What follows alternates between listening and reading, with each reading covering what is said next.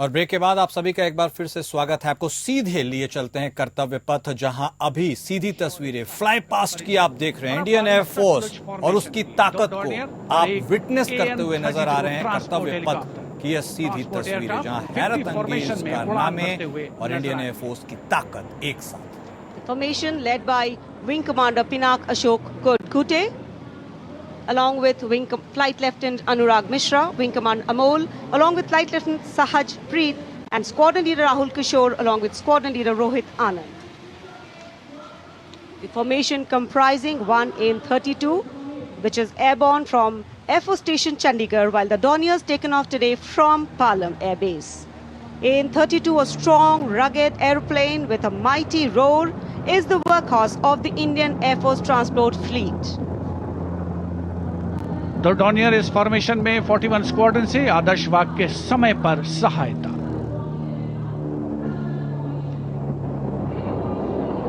The Satluj formation. The Dorniers belonging to 41 Squadron, also known as the Otters, with the motto Samay Par Sahayata.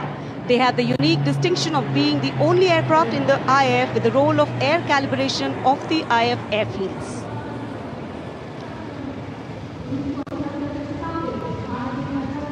And now, the Rakshak formation debuting on the Kartavya Path today for the maiden formation fly past Rakshak, the Dornier formation of the Indian Coast Guard. True to their motto, Vayam Rakshamaha, the Indian Coast Guard have rescued over 12,000 lives from the unforgiving ocean. The formation led by DIG Kamal Bharadwaj and other aircraft flown by DIG Siddharth Bhandari and Commandant Jayant Thorat.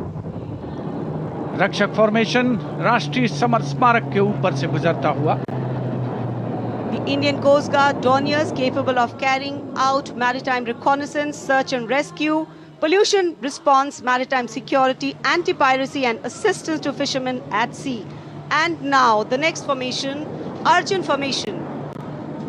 Formation comprising one C-130J Super Hercules aircraft and two C-295 aircraft, the latest tactical transport aircraft of the Indian Air Force. दो C-295 विमान एशॉन में C-130J aircraft के साथ, और इस formation का नाम Arjun formation marshal of the air force Arjun Singh के नाम पर रखा गया है। नेतृत्व ग्रुप कैप्टन अंकित राज सिंह कर रहे हैं। C-295 में विंग कमांडर सौरभ सिंह और wing commander C.P. Reddy. And now the Varuna formation comprising one PHI aircraft of the Indian Navy and two Sukhoi 30 MKI of the Indian Air Force. The Sukhoi 30 air dominance fighter aircraft of the Indian Air Force. The PHI is a long-range maritime reconnaissance and anti-submarine warfare aircraft equipped with the state-of-the-art sensors and weaponry, including indigenous equipment, making it the most potent maritime platform. The aircraft undertakes wide range of missions. The formation today led by Commander Ruchit Kaur, flying the PHI, and the Sukhoi 30 flown by Group Captain Manoj Yadav and Wing Commander Parvinder Singh Chahal. PHI airborne today from Air Force Station Jaisalmer, while the Sukhoi is airborne from Air Force Station Jodhpur. This formation is flying at a speed of 555 kilometers per hour. Formation led by Commander Ruchit Kaur.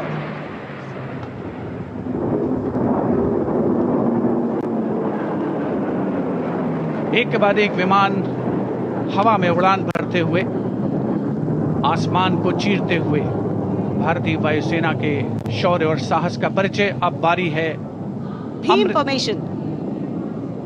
Now gracing the skies is the awe-inspiring beam formation. Leading this majestic display is the C-17 Globe Master, a true embodiment of power, endurance and reliability in the air.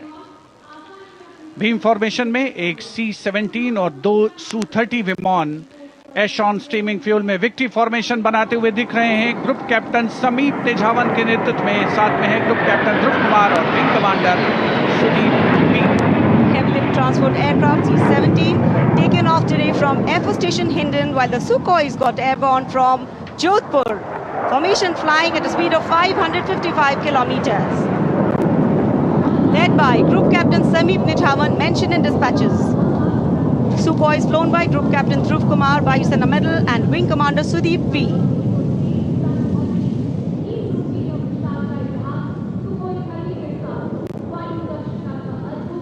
निगाहें आसमान में इन वायु गर्जन करने वाले विमानों को ढूंढ रही हैं और एक के बाद एक हैरत अंगेज कारनामे करते हुए फॉर्मेशन आगे बढ़ते हुए। And now time for faster moves with pure fighter formations. In the lead, Jaguars. Jaguar, a versatile twin-engine strike aircraft known for its robust design and adaptability, capable of performing in challenging environment and thus a valuable asset for close air support, precision strikes and reconnaissance missions. And there you can see 5 Jaguars in aero formation led by Group Captain Akash Chechi. The other members of the formation, Wing Commander Ujjwal K. Mishra, Wing Commander Bharat Singh, Squadron Leader A.K. Jha and Squadron Leader Aditya Jamdagni. Amrit formation 5 Jaguar विमान, भारत की सुदृढ़ वायु शक्ति का प्रदर्शन। Squadron का मोटो शक्ति विजयते, आदर्श वाक्य। फॉर्मेशन का नाम अमृतकाल, भारत का विजन 2047 से Now near Bikaner and flying at a speed of 750 kilometers per hour. Today led by Group Captain Akash Chechi.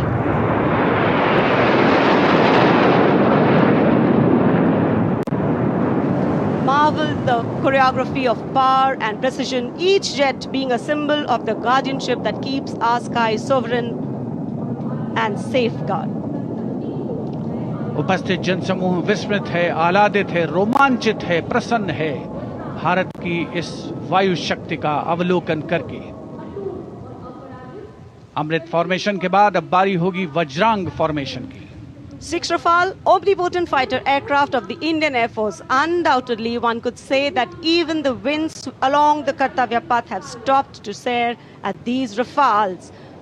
6 Rafale fighter aircraft flying majestically up in the air, formation led by Squadron Leader Amol Garg, Squadron Leader Mihir Vivek Chaudhary, Squadron Leader Sarthak Kumar, Squadron Leader Mohit Tyagi, Squadron Leader Arun Atre and Squadron Leader Shivangi Singh, all from 17 Squadron. 17 squadron, जिसका आदर्श वाक्य उदयम अस्त्रम, 6 Rafale विमान हवा में विलीन होते हुए। And now the audience thrilled to welcome the last but second in the series. We have the Trishul formation. त्रिशूल formation में 3 Su-30 विमान विक्ट्री फॉर्मेशन में उड़ान भरते हुए नजर आएंगे। 900 किलोमीटर प्रति घंटे की रफ्तार से त्रिशूल भगवान शिव का अस्त्र है और बुराई के अंतर का, दुश्मन के संहार का परिचायक। Formation led today by Group Captain Manish Arora, Shaurya Chakra. Other members in the formation are Wing Commander Kunal Kalra and Wing Commander Abhimanyu Singh, all from 15 Squadron. And there you can see the Trishul formation comprising 3 Sukhoi 30 MKI air dominance fighter aircraft flying at a speed of 900 kilometers per hour. 3 Su-30 विमान जिनका विजय नाद सुनकर रोमांच महसूस किया जा सकता है, हवा में विलीन होते हुए त्रिशूल फॉर्मेशन बनाते हुए। Having pulled up, watch the leader going further up and the wingmen spitting to cast a trishul or a trident up in the air. Formation led by Group Captain Manish Arora. और अब रोमांच की पराकाष्ठा, विजय formation. एक Rafale 900 kilometre प्रति घंटे की रफ्तार से उड़ान भरते हुए 300 मीटर की ऊंचाई पर कर्तव्य पथ के वाटर चैनल पर नजर आएगा। सांसें थाम कर रखिए अपनी। And in command of Group Captain Abhishek Tripathi along with Flight Lieutenant Sona, here comes the single Rafale flying at 900 kilometers per hour. All set to touch the sky with glory as he will execute the victory roll over Kartavya Path today.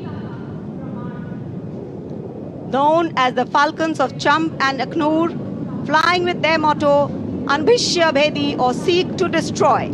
That's Group Captain Abhishek Tripathi. Climbing up, carrying out the victory roll and finally will disappear into the blue yonder, signifying the motto of the Indian Air Force, Nabhas Prashram Deeptam. Absolutely. Glory in the sky, touching the sky with glory. Historically, we know fly past have a special affinity with parades and form their aerial component. And today, here, the absolutely captivating fly pasts, shown specially for you through our specially placed cameras. And what a glorious day for a glorious fly past. Lovely sunny day, a gorgeous blue sky, the framework, and here we are, having witnessed the grand finale of our 76th Republic Day celebrations. Well, we can see exhilaration and excitement of the parade's elements settling down in a feeling of warm contentment and satisfaction, getting rooted in national pride and sentiment, settling overall present here. Well, it's interesting to note that even though this event is a regular feature every year, each time we watch it, there is a special kind of novelty to these celebrations. And though the parade at Kartavya Path in New Delhi concludes, the celebrations do not end. As Indians, we have so much to celebrate. A solid, inclusive and deeply valued constitution that guides our journey as a republic. An aspirational and young population with limitless potential to economies in India and for those across the world. And of course, a diversity that enriches, challenges, bridges and nourishes. Awaiting the arrival of the President's bodyguard, and we can see them coming for the national anthem. And then they will escort the Supreme Commander of the Armed Forces, the President of India, Srimati Draupadi Murmu, and our chief guest for today, President Prabowo Subianto, President of Indonesia.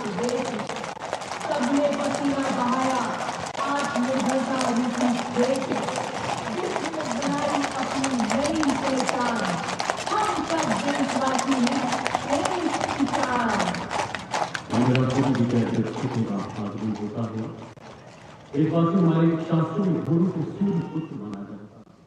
हमारे मान्यता है कि गुरु का जन्म समुद्र मंथन से हुआ और ये हमारी सांस्कृतिक विरासत को सहेज कर संजो कर रखते भारतीय सेना के लिए घोड़सवार शूरवीर। अब कमांडेंट द्वारा सलामी शस्त्र का आदेश होगा, राष्ट्रगान होगा। आप सबसे आग्रह कृपया अपने अपने स्थान पर खड़े हो जाएं। वर्दीधारी इस दौरान सैल्यूट करें।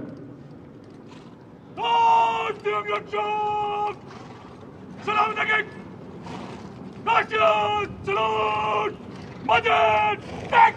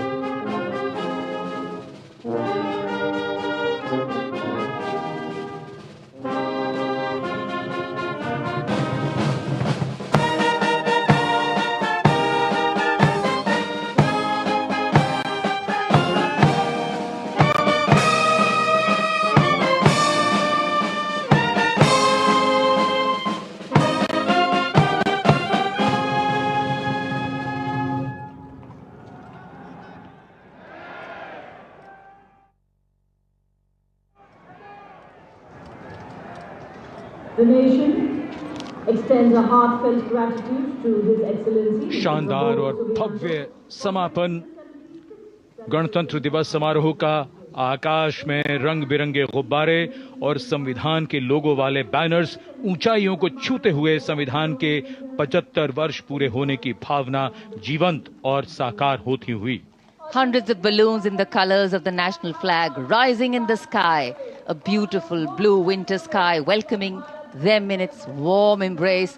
The symbolic rising of the aspirations of a people who have always believed in the existence of a higher calling. This year, the release of these balloons also commemorating 75 years of the Indian Constitution. A constitution that keeps us anchored and grounded as we spread our wings to follow our dreams. And as we participate in celebrating all the sights and the signs and symbols that unite us, Days like today remind us that we are not just individuals, but a comity of nations, a larger collective. The President, along with our chief guest, having seen some beautiful moments, captured memories, a warm reinforcement of the camaraderie and coming together of values that give these two democracies and republics their meaning. भारतीय सेनाओं की सर्वोच्च commander देश की राष्ट्रपति माननीय श्रीमती द्रौपदी मुर्मू और इस वर्ष के गणतंत्र दिवस के मुख्य अतिथि इंडोनेशिया के राष्ट्रपति श्री प्रबोवो सुबियांतो के साथ परंपरागत बग्घी में कुछ ही समय के उपरांत प्रस्थान करेंगी राष्ट्रपति भवन की ओर। उन्हें विधिवत विदाई दी जा रही है। रक्षा सचिव श्री राजेश कुमार सिंह, रक्षा मंत्री श्री राजनाथ सिंह, रक्षा राज्य मंत्री Shri Sanjay Seth, chief of defence staff general Anil Chauhan, थल सेना अध्यक्ष जनरल उपेंद्र द्विवेदी, नौसेना अध्यक्ष एडमिरल दिनेश कुमार त्रिपाठी और वायुसेना अध्यक्ष air chief marshal Amarpreet Singh के द्वारा प्रेसिडेंट बॉडीगार्ड लाइंड अप।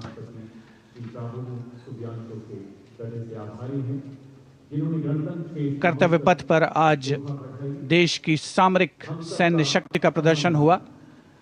भारतीय वायुसेना के विमानों का वायु गर्जन सुना हमने, वायु विचरण देखा। रोमांच की पराकाष्ठा तक पहुंचा ये समारोह। डेयर डेविल्स के हैरत अंगेज कारनामे देखे। भारत की समृद्ध सांस्कृतिक विरासत और वैभव का प्रदर्शन हुआ और 76वां गणतंत्र दिवस अपनी पराकाष्ठा पर, अपने वैभव की ऊंचाइयों पर पहुंचा। विरासत और विकास, ये मंत्र भी है और विषय भी है, और उसी विरासत को दर्शाती माननीय राष्ट्रपति की ये बग्घी जो 4 दशक बाद कर्तव्य पथ पर लौटी, एक इतिहास है इसका। और अब राष्ट्रपति अंगरक्षक और उनके साथ देश की माननीय राष्ट्रपति और आज के समारोह के मुख्य अतिथि प्रस्थान कर रहे हैं। सलामी मंच के सामने से राष्ट्रपति भवन की ओर।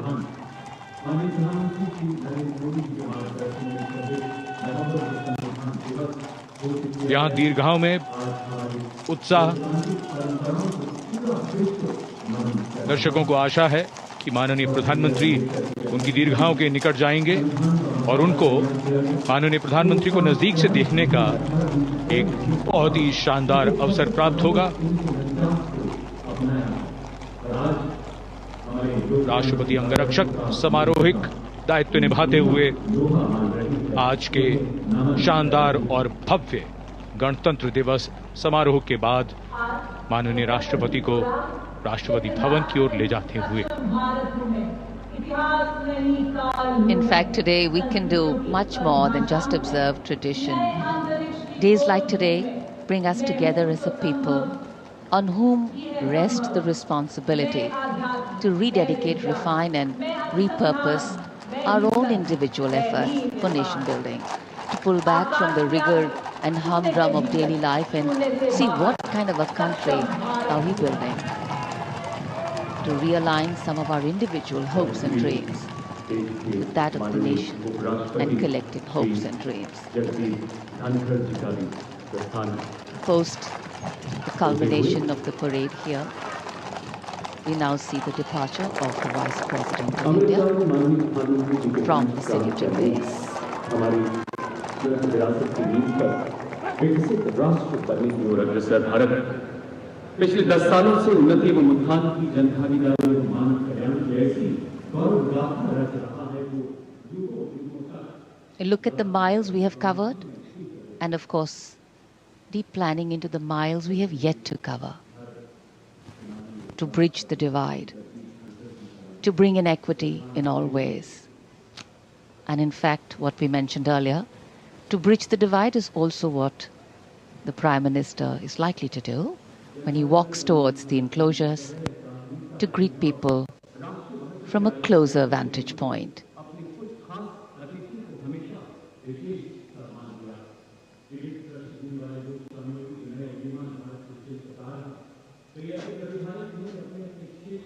So though it's a lovely day and the enclosures are full, we've seen that even in the coldest of cold days, even during a wet spell at this time of the year, people turn out in large numbers from all walks of life, from all quarters of the country to see the parade.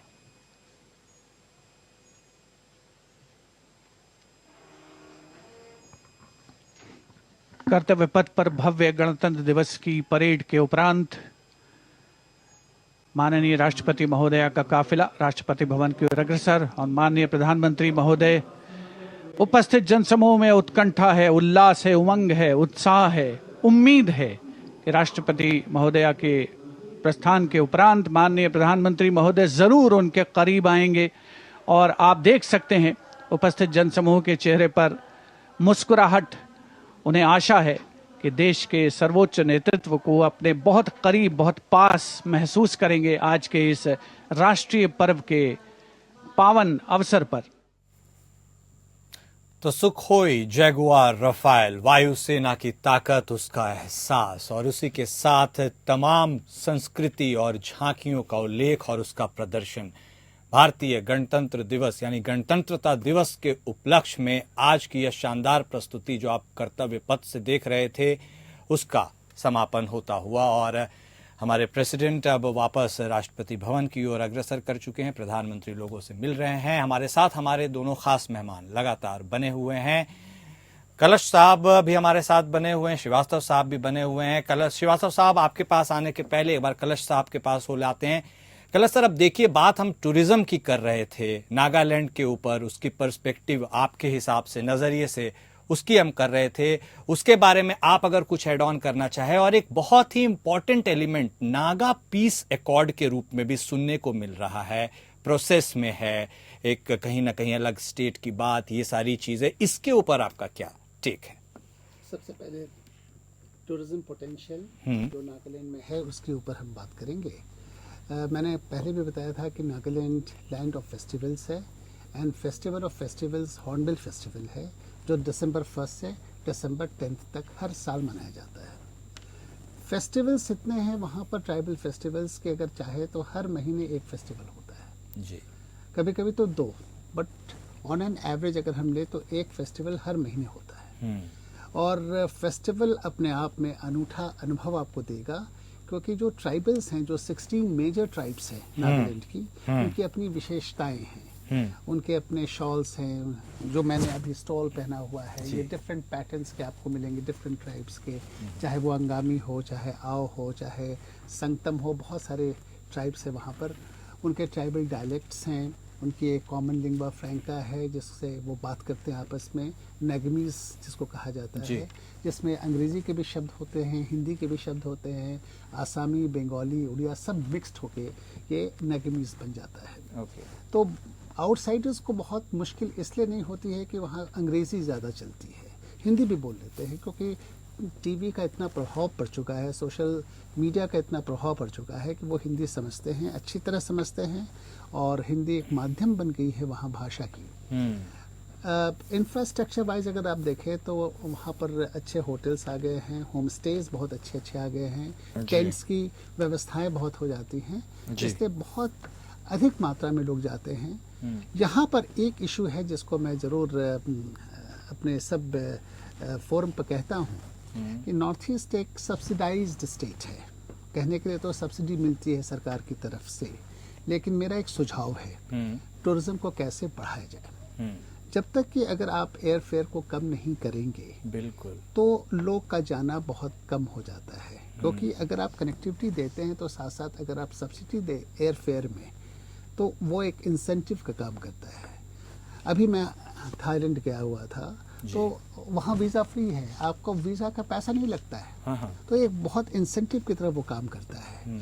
तो अगर आप दिल्ली से दीमापुर जा रहे हैं, एक तरफ से अगर आप 10,000 रुपये देते हैं, आने जाने का 20,000 या 25,000 हो जाता है, और जब जो फेस्टिवल्स होता है उसमें तो करीबन 40-45,000 हो जाता है आने जाने का, तो लोगों के पास ऑप्शंस बन जाते हैं। फिर मैं क्यों नहीं दूसरे कंट्री चला जाऊँ। हाँ। आजू बाजू के कंट्री चला जाता हूँ या किसी हिंदुस्तान के किसी और प्रदेश में, जम्मू कश्मीर में जाके घूम के आऊँ, हाँ। तो उनके पास ऑप्शंस बहुत हो जाते हैं। तो मैं यहाँ सुझाव ये देना चाहता हूँ कि अगर एयर फेयर के ऊपर सरकार सोचे, जी, कम करे, तो आप टूरिस्ट को बढ़ावा देंगे, टूरिस्ट वहाँ ज़्यादा पहुँचेंगे, ज़्यादा संख्या में, और इससे स्टेट टूरिज्म फ्लरिश करेगा, बिल्कुल, रेवेन्यू जनरेट होगा। एक तो ये बात। जहाँ तक आपका दूसरा सवाल था सुरक्षा से संबंधित नागा पीस अकॉर्ड की बात, जी, नागा पीस अकॉर्ड अभी तक साइन नहीं हुआ है, लेकिन हाँ उसका एक पिछला स्टेप जो होता है, एक फ्रेमवर्क अग्रीमेंट रीच आउट किया गया, अग्रीमेंट वो साइन किया गया NSCN IM और भारत सरकार के बीच में 2015 में ये फ्रेमवर्क अग्रीमेंट साइन हुआ था। सो ये एक रोड मैप है, ये आपको ले जाता है कि इस डायरेक्शन में जाएं, और अल्टीमेटली ये कल्मिनेट करेगा, नागा पीस अकॉर्ड साइन करने में मदद करेगा। जी। लेकिन इसमें कुछ हिचेज हैं, कई राउंड्स ऑफ टॉक्स और अभी चल भी रहे हैं। मेरा सुझाव यह है भारत सरकार को, और जो हमारा अनुभव है, कि इसको जितनी जल्दी हो सके वो इसको आयरन आउट कर ले, डिफरेंसेस को। जो उनके तरफ से जो मेजर ऑब्जेक्शंस हैं कि उनके एक सेपरेट कॉन्स्टिट्यूशन होनी चाहिए या एक सेपरेट फ्लैग होना चाहिए, इस पर वार्तालाप रुक जाती है। और भारत सरकार भी जस्टिफाइड है इस पॉइंट पर कि भाई सेपरेट कॉन्स्टिट्यूशन जब एब्रोगेट किया गया जम्मू एंड कश्मीर का, तो सेपरेट कॉन्स्टिट्यूशन को कैसे दे सकते हैं। तो एक वो मेजर इशू है, और सेपरेट फ्लैग की बात उठती है। यहाँ पर कोई रास्ता ढूंढना चाहिए जो कि दोनों के इंटरेस्ट में हो, म्यूचुअल इंटरेस्ट में हो। नागालैंड की सरकार को भी समझना चाहिए कि हाँ, यहाँ तक हम भारत सरकार जा सकती है, और नागालैंड सरकार भी यहाँ तक एकोमोडेट कर सकती है। तो ये आपस में अगर समझौता हो जाता है, तो हो सकता है नागा पीस अकॉर्ड साइन हो जाए। ये तो मुझे एक अभी कुछ दिन पहले की बात है, मुझे ये बड़ा डिस्टर्बिंग सुनने में लगा था। जैसे ट्रम्प साहब ने कहा अमेरिका फॉर अमेरिकन्स या अमेरिकन्स फॉर अमेरिका, ऐसा ना हो कि नागा फॉर नागालैंड हो जाए। ये एक मेजर कंसर्न है, ये बहुत बड़ा कंसर्न है। इसलिए अपने इंटरेस्ट में है कि जितनी जल्दी हो सके इस डिफरेंसेस को आयरन आउट करे, खत्म करे, और नागा पीस अकॉर्ड साइन करे, क्योंकि सेकेंड लाइन ऑफ लीडर्स, भगवान न करे कि ऐसा कुछ हादसा हो जाए। भी आइजैक साहब तो नहीं रहे, मोइबा साहब की हेल्थ बहुत अच्छी नहीं रहती है, दोनों टॉप लीडर्स एक तो नहीं रहे, बहुत रेस्पेक्टेड रहे आइजैक एंड मोइबा। अभी भी मोइबा की बात सुनी जाती है, सब लोग उनको मानते हैं, लेकिन उनकी हेल्थ कंडीशन अच्छी नहीं है। तो अगर जब तक वो जीवित हैं, अगर ये अकॉर्ड साइन हो जाता है तो भारत सरकार के इंटरेस्ट में है, पूर्वोत्तर क्षेत्र के इंटरेस्ट में है, और अगर कुछ गड़बड़ होता है तो सेकेंड लाइन ऑफ लीडरशिप के साथ डील करने में डिफिकल्टी आएगी। ठीक है, बहुत बहुत वाइटल पॉइंट आपने हाईलाइट किया, और संजीव श्रीवास्तव साहब भी हमारे साथ बने हुए। देखिए सर, अब क्या ही कोइंसिडेंस ये भी है कि कलश साहब भी हमारे साथ बैठे हुए हैं। नॉर्थ ईस्ट की हम बात कर रहे हैं, साउथ ईस्ट की ओर आपने इशारा किया, गजब का कॉन्फ्लुएंस है और यह देखने को मिल रहा है।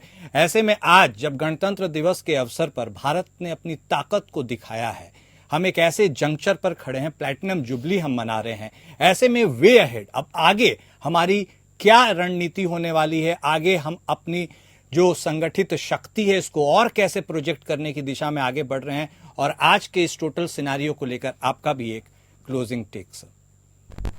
देखिए, हमारी जो कॉम्प्रिहेंसिव नेशनल पावर है वो लगातार मजबूत हो रही है, और इसको हमें और सशक्त बनाना है, और इसको एक धार भी देनी है। और भारत जैसे कि पूरे विश्व को बड़ी अपेक्षाएं हैं, और भारत उन अपेक्षाओं पर खरा उतरने के लिए आज का जो नया भारत है पूरी तरह से तैयार भी है। लेकिन यदि हमें अपनी जो वैश्विक भूमिकाएं हैं वो ठीक तरीके से निभानी है, तो हमें अपने आप की जो शक्ति है, अपनी जो समग्र नेशनल पावर है, उसको और अधिक से अधिक मजबूत बनाना होगा। और इस दिशा में सबसे अच्छी बात यह है कि मैं स्पष्ट रूप से देखता हूं कि आज की सरकार के पास, प्राइम मिनिस्टर मोदी जी के नेतृत्व की सरकार है, उसके पास एक विजन है, और ये जो विजन है, विकसित भारत को बनाने का जो विजन है, उसके ऊपर सभी समन्वित तरीके से और संगठित तरीके से अपना योगदान भी दे रहे हैं। और जो आपने आज झांकियों में देखा, और जिस तरीके के तमाम जो गवर्नमेंट के डिपार्टमेंट्स ने अपनी झांकियां निकाली, राज्यों ने अपनी झांकियां निकाली, सेनाओं ने पैरामिलिट्री फोर्सेस ने, पुलिस फोर्सेस ने अपनी झांकियां निकाली। ये इस बात को दर्शाता है कि आज का जो भारत है, नया भारत है, वो विकसित भारत के बनाने के लक्ष्य की तरफ लगातार सशक्त और मजबूत कदम बढ़ा रहा है। और ये एक जाहिर है कि मेरा ऐसा मानना है कि वो दिन अवश्य आएगा कि जब हम विकसित भारत को बनाने का लक्ष्य हासिल करेंगे, और ये एक लॉन्ग टर्म का विजन अवश्य हो सकता है, लेकिन उसके लिए जो हर एक दिन महत्वपूर्ण है और हर एक दिन हमें अपना जो कंट्रीब्यूशन और तो अंत में मैं आज यही कहूंगा फिर से कि आज हम जो कर्तव्य पथ पर हमारे जो सेना जवानों का, हमारे जो गवर्नमेंट डिपार्टमेंट्स के लोगों का, सांस्कृतिक प्रतिनिधित्व करने वाले जो कलाकार थे, उनका हमने सारा परफॉर्मेंस देखा। तो हमें अपने इस तरीके का कार्य करना है कि हम राष्ट्र की शक्ति को और अधिक बढ़ाएं और भारत के विजन को हासिल करने की दिशा में अपना योगदान दें। बिल्कुल, आपके इनसाइटफुल थॉट्स के लिए आप दोनों खास मेहमान, ज्योति कलश साहब आपका, संजीव श्रीवास्तव साहब आपका बेहद शुक्रिया। आप दोनों हमारे साथ जुड़े, आपने अपने व्यू पॉइंट्स को हमारे दर्शकों के सामने रखा। और आज जब हम बात कर रहे हैं गणतंत्र दिवस की, आज हम बात कर रहे हैं उस पल की जब शौर्य और पराक्रम और उसके साथ कला और संस्कृति का अद्भुत समागम हमें कर्तव्य पथ पर भी देखने को मिला, और एक ऐसी छटा वहां पर बिखरी जिसको हर कोई देख करके ऐसा लगा मानो मंत्रमुग्ध सा हो गया। आज हमारे साथ अभी के इस कार्यक्रम में बस इतना ही। आप सभी को गणतंत्र दिवस की एक बार फिर से ढेर सारी शुभकामनाएं। नमस्कार।